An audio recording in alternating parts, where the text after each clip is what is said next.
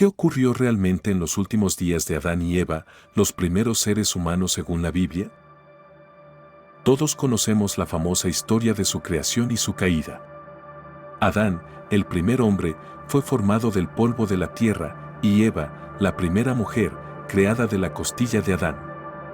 Ambos fueron los protagonistas de un evento trascendental en la historia de la humanidad. El pecado original.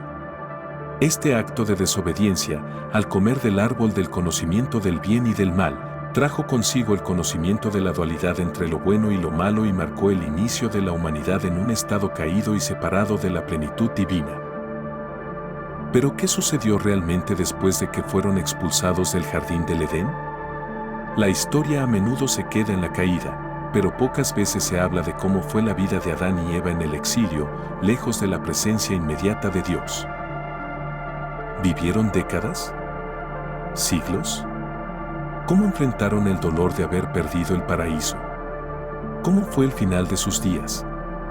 Todas estas preguntas y las incógnitas que rodean los últimos momentos de Adán y Eva las responderemos a lo largo de este video. Pero antes de continuar, no olvides suscribirte y activar la campanita para que no te pierdas ninguna de nuestras publicaciones. Acompáñanos en este viaje de reflexión y descubrimiento. La vida fuera del Edén. Después de la expulsión del jardín del Edén, la vida de Adán y Eva cambió radicalmente. La transición de una existencia de plenitud y gozo en la presencia directa de Dios a una realidad de trabajo, sufrimiento y dolor fue, sin duda, abrumadora. En el libro de Génesis, capítulo 3, versículos 17 al 19, Dios pronuncia un castigo no solo sobre ellos, sino también sobre la tierra misma. Con dolor comerás de ella todos los días de tu vida. Este castigo marca el punto de partida para una vida totalmente nueva y difícil fuera del paraíso. Para Adán, el cambio fue especialmente duro. Antes de la caída, su única responsabilidad era cuidar el jardín, un lugar que producía alimento de manera natural y abundante. No había necesidad de sudar o esforzarse más allá de lo necesario, la creación estaba en armonía con el hombre.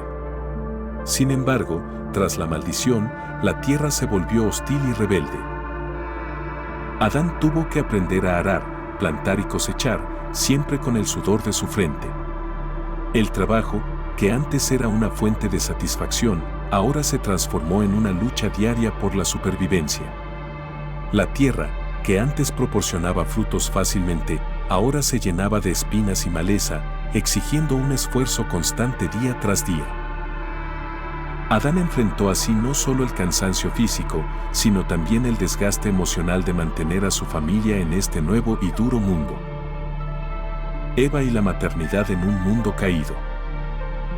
Eva también vivió las consecuencias de su desobediencia de una manera profunda y compleja. Su castigo no solo afectó su relación con Adán, sino también la experiencia de la maternidad.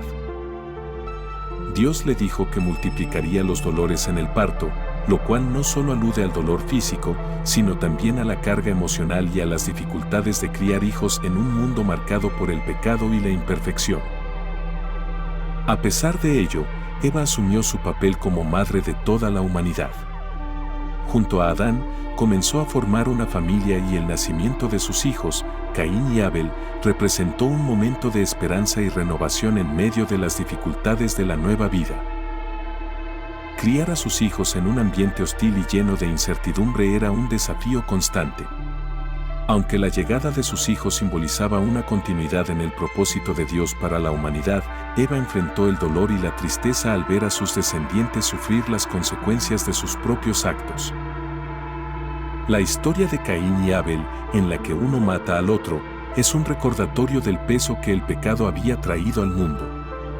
Eva debió cargar con la tristeza de ver cómo la humanidad ya nacía bajo el signo del conflicto y la división. El recuerdo constante del Edén perdido. Además de las dificultades físicas y emocionales, Adán y Eva debieron cargar con el recuerdo de lo que habían perdido. Cada día, al trabajar la tierra o al experimentar el dolor, eran constantemente recordados de su tiempo en el Edén, un lugar que ya no podían recuperar. La nostalgia y la sensación de pérdida los acompañaron durante toda su vida, como una especie de sombra que les recordaba su tiempo junto a Dios en el paraíso, donde todo era perfecto. Este sentimiento de pérdida no solo los marcó a ellos, sino que quedó impregnado en la humanidad, en esa búsqueda constante de una comunión con lo divino, de regresar a ese estado de plenitud perdido. La lejanía de Dios. La lejanía de Dios era una realidad que Adán y Eva sintieron con intensidad. En el jardín del Edén, Dios caminaba con ellos y hablaba con ellos directamente. Pero fuera de este espacio sagrado, esa cercanía se desvaneció. Sin embargo, incluso fuera del Edén, la gracia de Dios no los abandonó. Aunque ya no vivían en la perfección, Adán y Eva todavía conservaban una relación con su Creador. Experimentaron momentos de gozo en la familia que formaron y vieron la mano de Dios en los pequeños milagros de la vida cotidiana. Su tarea de poblar la tierra y enseñar a sus hijos acerca de Dios y su creación se convirtió en una misión fundamental para su existencia. En medio del dolor, ellos seguían adelante con la esperanza de que, de alguna manera, sus descendientes experimentarían la redención. La muerte de Adán y Eva.